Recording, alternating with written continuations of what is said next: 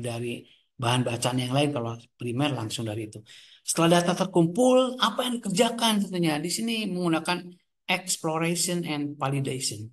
Ya, data itu ya dibuat resume lah, dieksplorasi, divalidasi artinya ya, dicek kebenarannya secara fisik tentunya. Nah, setelah itu tentunya nanti ya kita membuat ini profiling dari data, ya ringkasan dari data, ya data sehingga dalam bentuk entitas-entitas itu bisa di profiling ya bisa dibuat resume ya, bisa dirapikan. Setelah data itu diresume, dirapikan ya, tentunya tahapan berikutnya ini ya, tahapan berikutnya data itu harus melalui tahapan cleaning ya. Cleaning itu ya pre-processing. Data itu harus dipersiapkan sedemikian rupa. Data itu harus eh, harus eh, harus harus robust ya. Data itu harus harus bersih ya, cleaning ya di preprocessing karena data-data tersebut ya bisa aja data itu ada data yang hilang di dalam data yang kita kumpulkan. Data yang hilang itu ya di satu record atau kolom hilang aja nggak ada isinya. Atau data itu kosong ya. Data itu tidak akurat. Tidak akurat itu bisa data isinya harusnya nilainya jumlah ini nilainya adalah tanda tanya atau nilainya tanda seru. Nah, itu data tidak akurat. Nah, itu perlu dipersiapkan sedemikian rupa. Atau ada data outlier. Outlier itu data yang ya di luar domain ya atau ada data tidak seimbang, banyak data tuh. Ada data yang tadi ada outlier, tentunya perlu kita tangani ya data-data tersebut dengan baik lah sehingga nanti bisa bisa diolah data itu dengan algoritma algoritma apa? Algoritma kecerdasan artifisial. Tahapan di sini. Cleaning artinya membersihkan data, mempersiapkan data, preparation ya untuk data itu bisa diolah dengan baik. Sehingga nanti kalau data itu baik, dia akan terhindar dari overfitting, ya, akan terhindar dari bias. Seperti di kelas kita udah bahas apa overfitting. Overfitting itu ya data itu data itu waktu diadakan melakukan data training, data pelatihan, tingkat akurasinya bagus. Tetapi waktu diuji dengan data yang baru, maka si model tersebut tidak mampu dia mengenerate, tidak mampu dia menghasilkan tingkat akurasi yang baik. Nah, itu namanya overfitting ya. Pada data pelatihannya baik, tapi pas data ujinya jelek. Nah, setelah data itu bagus, data baik, maka masuk ke ini data nanti data itu dilatih ya dibagi data itu disiapkan untuk data pelatihan, data pengujian tentunya. Ada data pelatihan, data pengujian. Nah, setiap data nanti harus disimpan ya data. Kita nanti punya versi data. Sehingga nanti setiap data yang kita olah itu kita punya punya dokumentasinya. Ya, setelah data itu dipersiapkan tentunya dengan baik, disiapkan untuk dilatih, disiapkan untuk diuji, biasanya data itu dibagi menjadi dua bagian ya. Kalau menggunakan metode split, ya ada data training, data testing. Dari data keseluruhan itu dibagi dua. Data trainingnya 80%, data testingnya 20%. Itu biasa yang dilakukan. Kalau menggunakan pelatihan menggunakan split data. Tetapi kalau pelatihan itu pembelajaran ya, pembelajaran itu dilakukan dengan metode cross validation. Bisa aja cross validation itu dibagi menjadi 10 cross validation. Ya, jadi si data tersebut dibagi 10 bagian, bukan dua bagian. Ya, ada bagian satu, bagian dua, bagian tiga. Kalau kita punya 100 data, kalau dibagi menjadi 10 bagian, berarti kalau dibagi ya apa?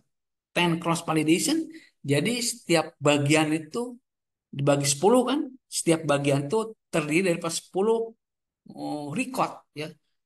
Data satu, ya bagian satu, bagian dua, sampai bagian 10. Tiap bagian tentunya sama ya, 10 record, 10 record, 10 record. Itu. Nanti data trainingnya adalah 9 bagian ya.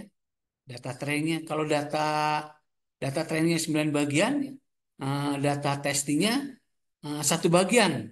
Nah, itu bedanya dengan tadi apa metode split validation. Kalau split validation itu 80% untuk data pelatihan, data training, 20% untuk eh, data testing. Kalau tim cross validation beda.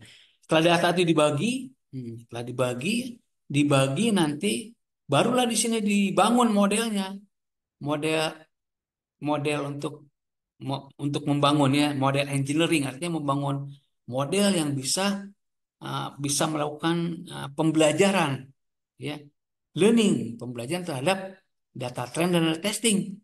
Ini model engineering itu menggunakan algoritma algoritma ini ada algoritma namanya logistic regression, ada algoritma yang namanya neural network, ada ada algoritma yang random forest ya, decision tree, ada ensemble learning, ensemble bagging, dan banyak sekali tentunya algoritma yang bisa kita terapkan pada model engineering. Nah, setelah itu tentunya setelah kita punya model ya, model pelatihan. Nah, model yang telah dilatih itu ini ya, eh, punya model ini kalau di sini ya. Ini tuh kesini dulu harusnya model. Nah, ini adalah model yang telah dilatih, model yang telah dilatih. Atau bisa juga ya model yang telah dilatih. Ya di sini training ini model engineering ya, model engineering. Kalau di sini sekaligus ya menghasilkan model yang telah dilatih, ya model training namanya, ya model yang telah dilatih, train model.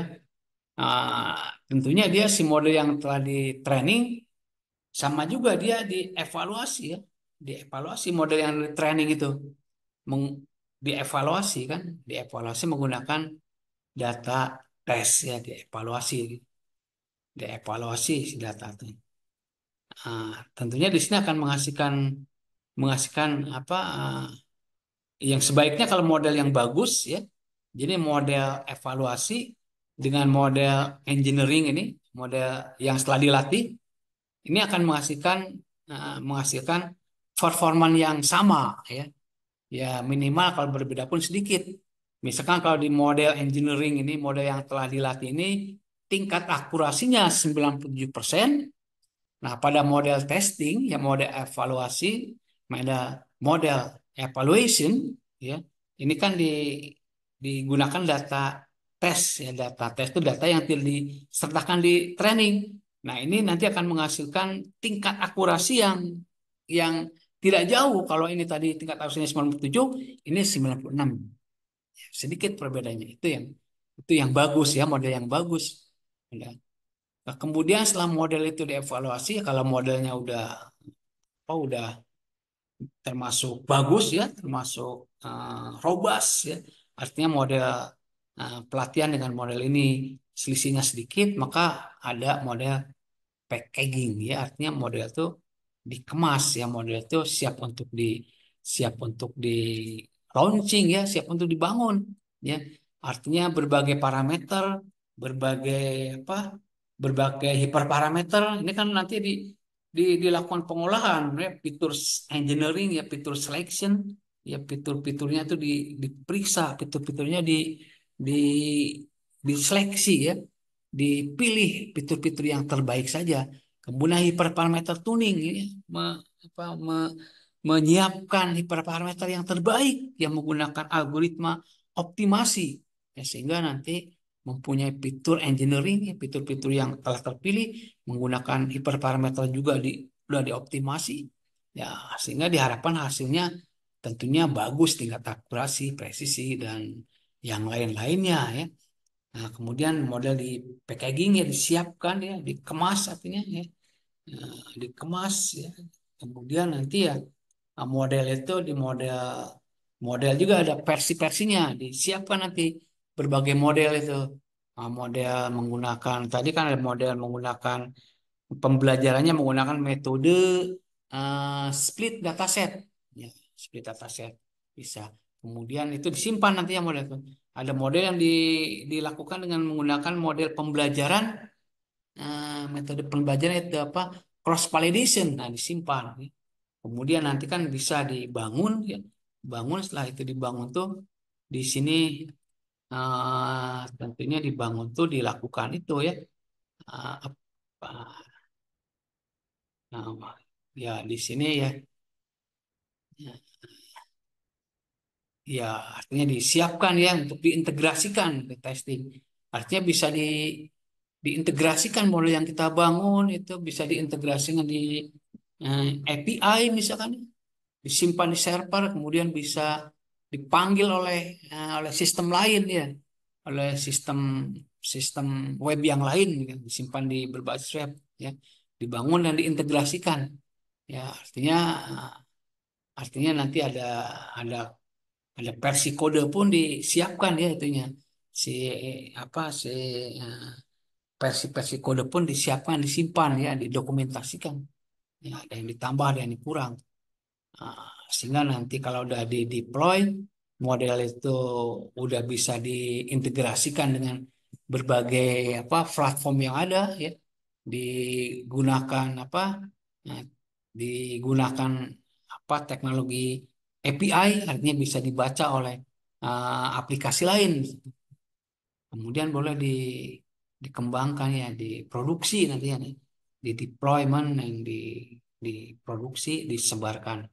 Itulah kurang lebih terkait itu apa? Terkait skema ini, skema pembelajaran ini, skema pembelajaran tadi ya, skema pembelajaran machine learning itu ini ya kurang lebih begitu. Nah, tentunya nanti kita akan mengeksperimenkan ya terkait terkait skema yang kita kuasai ini. Ya, nanti contohnya di bawah sini ya. Skema ini nanti di bawah ada penjelasan yang di atas ya. Nanti kalian tinggal bisa baca, bisa memperdalam tentunya terkait penjelasan yang lebih detail tentunya, yang lebih itu dari apa yang tadi disampaikan, jelaskan ya. Ada ini penjelasan-penjelasan yang nanti bisa dibaca, yang nanti di-share di itu ya di WA group atau di LMS ya. Nah, oh, ini artinya nanti eh, aplikasi-aplikasi yang bisa dikembangkan menggunakan pembelajaran daripada kecerdasan artifisial itu sistemnya bisa sistem rekomendasi film misalnya. Nah, kemudian ada speech recognition ya, pengenalan ucapan ya, speech recognition. Ada self-driving car, bisa juga mobil otonom. Aplikasinya kemudian ya, ada deteksi spam email. Kemudian bisa juga berbagai, ya itulah diantaranya bisa untuk eh, prediksi kebangkrutan perusahaan ya, untuk finance. Ya dalam berbagai bidang pun bisa diaplikasikan apa, si kecerdasan artifisial ini tergantung dari pengetahuan atau minat yang kita ingin kuasai. Misalkan contohnya ini adalah model prediksi perkebunan kelapa sawit. Nah, kita tentunya harus bisa menentukan apa problem di kelapa sawit. Tentunya di sini mungkin ya prediksi produksinya yang biasa yang tidak stabil. Nah, kita akan lakukan penelitian ya, bagaimana apa melihat produksi kelapa sawit itu stabil dengan menggunakan pendekatan itu data science ya, menggunakan kecerdasan artifisial. Tentunya di sana di apa harus dikumpulkan datanya ya, data-data yang terkait untuk produksi kelapa sawit. Contohnya ini adalah luas lahan produktif ya, usia tanah, curah hujan, ya, penggunaan pupuk, ya, kualitas tanah, drainase lahan, ya, serangan hama, praktik pemeliharaan. Ya, itu tentunya hal-hal yang perlu dikumpulkan datanya. Ya, datanya bisa dikumpulkan dari data-data statistik atau data-data Kementerian Pertanian atau dinas pertanian di kabupaten, provinsi. Kalau datanya ada bisa kita gunakan, gitu ya. Kita memang harus paham terkait data-datanya ya, data-datanya kok. Nah, kemudian ya, eh, jenis tadi ya, jenis modelnya yang kita gunakan di sini contoh sederhana tuh menggunakan regresi linear berganda jenis modelnya. Kita dapat menggunakan model regresi linear berganda untuk memprediksi hasil panen. Model ini mengasumsikan adanya hubungan linear antara variabel input ya dan variabel output hasil panen.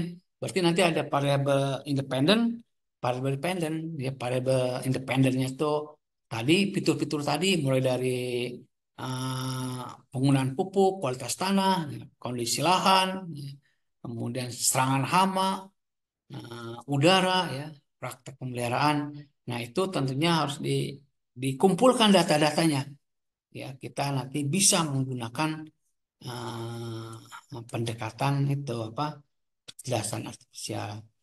Tentunya di sini ya kalau kita akan menggunakan multi linear regression ya harus hafal ya harus tahu bagaimana formula-formula dari prediksi tersebut ya.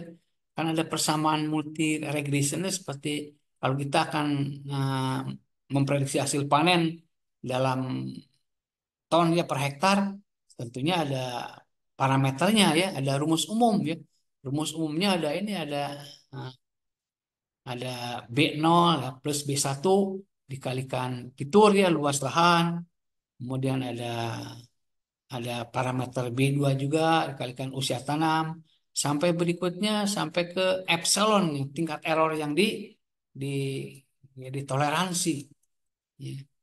Jadi di mana ini kan ya, di mana nah ini kalau kita lihat sebenarnya di mana hasil panen ya tanpa adalah variabel yang ingin kita prediksi. Kemudian ini B0 itu adalah konstanta, konstanta dari formula itu multilinear regression. B1, B2 sampai B8 adalah koefisien regresi yang menunjukkan seberapa besar perubahan pada variabel input akan mempengaruhi hasil panen dengan asumsi variabel lain tetap konstan. Ya, konstan ya. Nah, itu dengan itu konstan ya. Nah, ini harus dipelajari berarti ini si formula-formula sampai ke error term ya bentuk errornya dipelajari sebelum membangun hasil prediksi kan. Nah, prediksi, prediksi ini kan proses pembelajarannya bagaimana nanti ya. Oh, ya ini proses pembelajarannya itu menggunakan mesin learning ada pengumpulan data, pemrosesan data, pembagian data, pelatihan model, evaluasi model. Ini 5 tahapan ini jelas ada ya. Pengumpulan data nanti banyak metodenya nih. Nah, pemrosesan data juga sama ya. Persiapan pembagian data banyak metode seperti yang tadi. Pelatihan banyak algoritma yang digunakan, evaluasi. Nah, penggunaan model untuk prediksi. Nah, setelah model dilatih dan evaluasi, kita dapat menggunakan untuk memprediksi hasil panen. Contoh penggunaannya, misalnya begini, kita udah punya model yang dihasilkan. Modelnya ini ya. Tadi kan, kemudian kita sudah punya dengan perhitungan-perhitungan yang ada, kita ditemukanlah konstantanya 5, kemudian konstanta B1 0,1 sampai konstanta B ini ya B yang lainnya ya pemeliharaan skor ini 0,4 ya. Nah, dihitung nanti kan dihitung. Nah, ini bisa dihitung manual, bisa menang komputasi kan. Maka prediksi hasil panen adalah 32,5 ton per hektar ya. Dari kondisi yang ini ya. Nanti kita itu dieksperimenkan tentunya. Ya. Penting untuk perhatikan model regresi linear mungkin terlalu sederhana. Model yang lebih canggih seperti random forest, vektor mesin, dan yang lainnya bisa digunakan. Kualitas dan kualitas data historis sangat penting. Pemilihan fitur yang tepat, nah juga penting. Evaluasi model secara berkala juga itu penting ya. Contohnya memberikan gambaran dasar tentang bagaimana model prediksi hasil perkebunan kalau itu ya. Jadi algoritma learning itu prosedur atau serangkaian langkah yang digunakan untuk membangun model dari data atas ya tujuan spesifik yang ingin dicapai sistem learning. Klasifikasi gambar, klasifikasi, prediksi ya, ah, yang lainnya ya, klasterisasi ya. Pengurangan kinerja ada menggunakan conversion metric ya, akurasi, presisi ya. Ada menggunakan metode yang lain juga. Nih, tujuan utama dari learning AI itu generalisasi, adaptasi, otomatisasi. Ya, nanti bisa kalian perdalam lebih jauh. Ya, ya, kemudian menjelaskan metode learning dengan baik dan benar. Ya, jadi metode learning itu nanti ada metode supervised learning, ya, supervised learning, ya ada yang unsupervised learning, ya, ada unsupervised learning nanti detailnya kalian bisa perdalam ya. Unsupervised learning. Kemudian yang ketiga ada reinforcement learning, pembelajaran penguatan. Ini banyak nanti ya yang bisa kalian perdalam tentunya. Nanti di sini ada contoh ketiga. Contoh ketiga itu ya nanti Bunga Iris lah bisa kita lanjutkan di pertemuan berikutnya. Tadi kita gunakan yang apa prediksi untuk kelapa sawit. Baik itu materi yang sekarang ya nanti kita bisa lanjutkan di pertemuan berikutnya secara teknis itu secara teoritis kan terkait konsep ini konsep ini konsep machine learning ya. Konsep AI ya konsep konsep learning pada konsep learning pada kecerdasan artifisial. Silakan kalau ada yang mau ditanyakan. Nanti tentunya ada tugas ya nih. Tugasnya harus mereferen ke ini tentunya harus mereferen ke, ke sistem ini kan. Referen ke pembelajaran nih, pembelajaran learning. Nah, kemudian nanti tugasnya di itu ya di share di komen ya, di share di komen di sini. Nanti ini akan dibuatkan akan diupload di YouTube. Kalian nanti bisa melihat lagi ulang di YouTube. Kemudian ada tugas, tugasnya nanti di input di komen. Baik, ada pertanyaan sampai sini?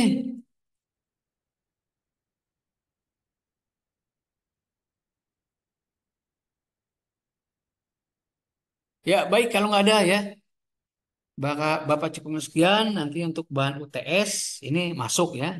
Kemarin tuh kan ada nilai yang terakhir. Kemarin ada sebelumnya ada materi-materi sebelumnya tentunya tetap dipelajari ya agar supaya nanti UTS-nya ya bisa berhasil dengan baik. Baik, Bapak akhiri ya. Kalau nggak ada pertanyaan,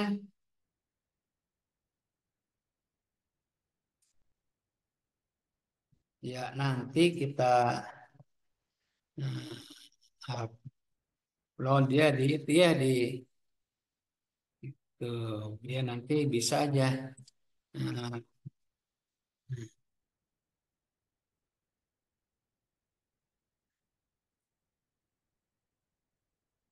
ya itu ya yang kita bisa bahas hari ini. Kita kembangkan di pertemuan-pertemuan berikutnya. Berarti nanti di pertemuan berikutnya kita udah melakukan eksperimen dengan menggunakan algoritma-algoritma yang ada ya pada kecerdasan artifisial. Tentunya menggunakan Python. Berarti kalian siapkan sekarang apa kemampuan Python ya kemampuan Pythonnya siapkan karena nanti setiap eksperimen baik algoritma logistik regresi baik algoritma Kimin ya untuk klasterisasi baik algoritma neural network kita menggunakan apa tadi toolsnya adalah Python. Adapun kasusnya bebas ya kasus ya tapi yang penting kasusnya harus up to date ya kasusnya kasus yang lagi tren jangan kasus-kasus yang tidak tren. Artinya kasus-kasus diusahakan kasus-kasus yang levelnya ya apa level nasional kalau bisa. Kalau lebih tinggi regional ya level Asia. Kalau lebih tinggi lagi internasional. Baik, Bapak akhiri ya kali ini penjelasan kali ini Pak tutup dengan ya bila taufik walhidayah. Wassalamualaikum warahmatullahi wabarakatuh. Waalaikumsalam warahmatullahi